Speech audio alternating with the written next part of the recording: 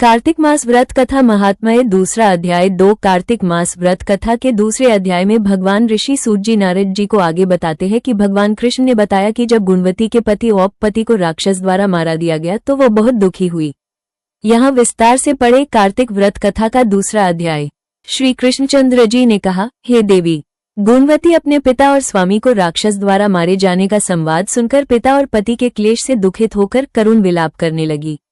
हाय नाथ, हाय पिता, हमको त्याग कर तुम कहाँ चले गए? मैं अकेली कन्या हूँ, आप लोगों के बिना असहायनी में अब क्या करूँ? अब मेरे भोजन और वस्त्रादिकों की व्यवस्था कौन करेगा? घर में स्नेहपूर्वक पालन पोषण कौन करेगा? मैं कुछ भी नहीं कर सकती, मुझ विधवा की रक्षा कौन करेगा? मैं मूर्खा कहाँ जाऊँ? कौन मेरे दुख को दूर करेगा? कहाँ रहूँ? क्या करूँ? हाय देव, मुझ पर ऐसा कोप हुआ, अब कैसे जीऊँ? मैं बड़ी ही पापिन हूँ। श्री कृष्णचंद्र जी ने कहा कि इस तरह रोती हुई वो मृगी की तरह व्याकुल होकर अपने को भाग्यहीना, असुखी, आशाहीन, जीवनहीन कहती हुई बोली कि अब मैं किसकी शरण में जाऊं जो मेरे दुख को हरे। तत्पश्चात वायु से आहत केले के वृक्ष की तरह वो पृथ्वी पर गिर पड़ी। अधिक देर बाद होश में आई, फिर भी अत्यंत करुण विलाप कर बहुत विकल होकर शोक महासागर में डूब गई। अपने घर की सारी वस्तुएं बेचकर सावधानी के साथ उसने अपने पिता और पति की यथाशक्ति श्राद्धादिक क्रिया की। उसके पश्चात उसी पुरी में निवास करती हुई वो विष्णु भगवान की भक्ति में तत्पर होकर शुद्ध तथा शांत स्वभाव से अपनी इंद्रियों को अपने वश में करके वहीं रहने लगी। उसने जन्म से लेकर मरण तक एकादशी का व्रत तथा कार्तिक मास का विधिवत सेवन किया। हे प्रिय, ये दोनों एकादशी और कार्तिक व्रत हमें बड़े ही प्रिय हैं। भुक्ति, मुक्ति, पुत्र तथा संपत्ति को देने वाले परम पवित्र हैं। जो मनुष्य तुला की संक्रांति रहते हुए कार्तिक मास में प्रातःकाल में स्नान करते हैं, वे चाहे पापी ही हो तो भी वे पापों से मुक्त हो जाते हैं। जो मनुष्य कार्तिक स्नान, जागरण, दीपदान तथा तुलसी के वृक्ष की रक्षा करते हैं, वे साक्षात विष्णु भगवान के तुल्य हैं। जो भक्त कार्तिक मास में विष्णु भगवान के मंदिर की स्वच्छता तथा विष्णु भगवान का स्वस्ति वचन करते हैं, वे प्राणी तो जीवन मुक्त हैं। इस प्रकार जो जन कार्तिक मास में 3 दिन तक श्री विष्णु के मंदिर की स्वच्छता अथवा उनका पूजन करते हैं, देवतागण भी उनकी वंदना करते हैं।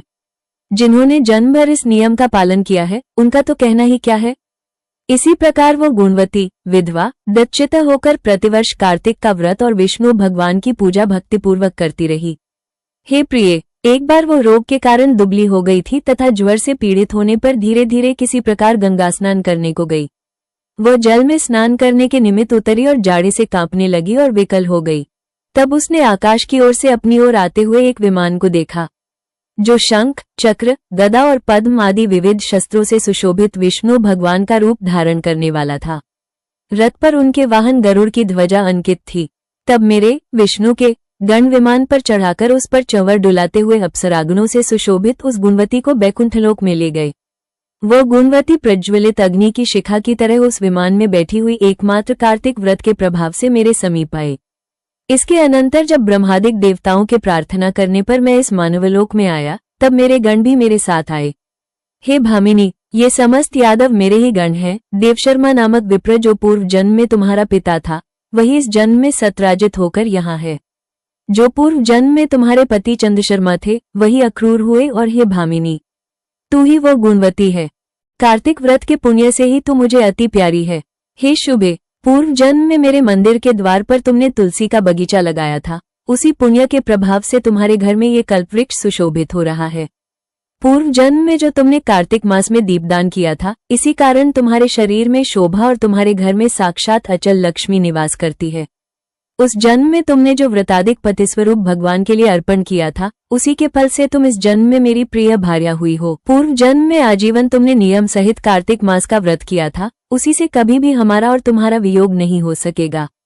इसी प्रकार जो प्राणी कार्तिक का व्रत करेंगे, वे सब भी मेरे ही समीप रहेंगे और तुम्हारे ही समान प्रिय होंगे। यज्ञ, दान, व्रत तथा तपस्या करने वाले मनुष्यों को जो फल प्राप्त होता है, वो कार्तिक व्रत के पुण्य फल का 16वां भाग भी नहीं होता।